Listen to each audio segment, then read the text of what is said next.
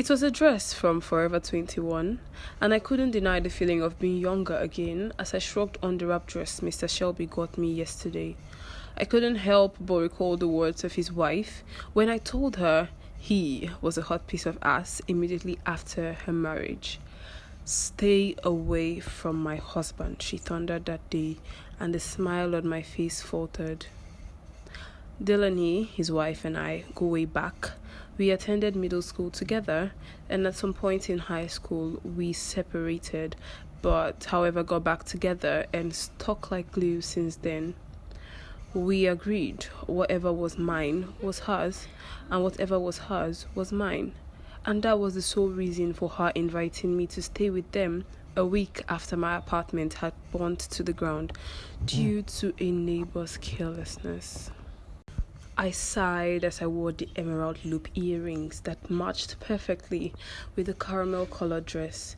If we shared everything together, why did she have an issue with me going on little outings with her husband? Plus, it wasn't like I was shagging him or anything, just a simple eat and drink out, or like today, exploring his cabin that it's somewhere out there in the woods. I glanced at my watch to see how much time I had spent. I didn't want to keep the gentleman waiting. I had spent 15 minutes already, and one look in the mirror said I looked perfect. Drenching myself in a feminine cologne to smell edible, I exited my room, firmly keying it shut. "Tom!" I gasped as I almost bumped into his muscular figure. He just happened to be passing by. "Sorry to keep you waiting," I apologized in my shrill, high-pitched voice. "It's all good. You look amazing in the dress." He compliments warmly and my insides go mushy. Blushing, I compliment him as well. "You look great." I try not to overdo the compliment just to avoid awkwardness and give him a smile. His blue eyes twinkle and I suck in my breath. Delaney had married a good-looking man. Perfectly smooth face, rich and full carved eyebrows that curved over his almond blue eyes that reminded me of the only time I had been to the beach as a child. Chiseled jawline, pink lips, the bottom slightly bigger than the top. Her husband was to die for, lest I forget his muscular and toned body that had seen many years in the gym. "We don't have all day, Tom," I say, reminding him of our purpose. "Sure," he says, reaching out to the small of my back before leading me away. It was safe to say there was never an awkward moment during the car ride, but Delaney's words kept on replaying in my head. "Tom's not the type of man you should be around. Stay away from him." I ignored the voice, focusing on what was before me at the time. I had been too caught up in my debate of why romantic movies are more appealing to women than an entire film full of bloodbath to notice we had arrived at the cabin. "What do you think?" he asked, pointing to the building. My mouth fell open in astonishment. I knew he studied landscape designing, but seeing a piece of his art here blew me away. "No way," I gaped, exiting the car before he even killed the engine. There was excitement in my blood to look at the exterior and even breathe in the air. The air felt warm and moist. "No fucking way," I shrieked again, examining the flower pots bearing blooming hibiscus flowers. They looked beautiful next to the snow-white walls behind them that had strange patterns inscripted on them. When Tom had said he was taking me to see something only he had designed, I did not expect perfection. Heck, even the grasses mowed low were beautiful as well. It looked simple, yet exquisite and beautiful. "This is beautiful," I say. He shoots a wide grin. "I'm glad you like it.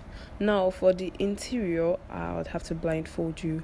I don't want you taking in sneak peeks. I want you to see the whole thing at once," he says, getting out of the car with a red cloth in his hand. The moment felt almost romantic. Thank heavens this wasn't a date, or else I'll be feeling guilty hanging out with my best friend's husband. I turned around when he had shut the door and began approaching. I bet this was how Delaney got presents from time to time. Now I see why she didn't want me hanging around him too often. He knew how to pamper a lady.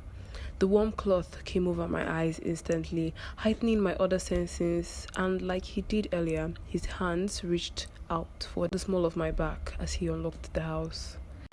Inside was dimly lit, and I couldn't make anything out save for the scent. Inside smelled like a bakery, smelled like fresh bread and pastry. My stomach almost grumbled. He led me to a seat and wrapped his arm around me from behind, bringing his mouth close to my ears. I was already getting hot and bothered from the too many movements his hand was making above my thigh, and his leaning in and breathing wasn't doing me any good.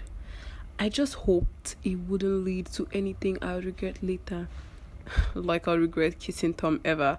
With his hands still on my thighs, he whispered, "You can open the blindfold now." The moment I took it off, a rope around my neck pulled, sucking the air out of me. What the heck? I wheezed, my eyes stinging with unshed tears, and then I looked around and the sight before me almost knocked out my consciousness. Delaney had asked me to stay away for a good reason, and only then did I realize that the movement he was making was him tying me in place with a knot. How could I not have known? Female heads with red cloths, presumably the ones he used to blindfold them, stared at me.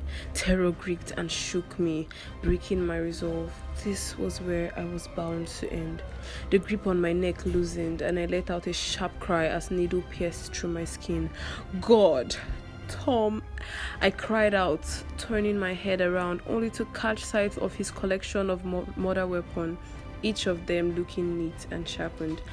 Now, darling, you shall be added to my collection," he says. The warmth in his voice made my skin crawl, and the next moment I was screaming in fear as a head from above dropped on my thigh.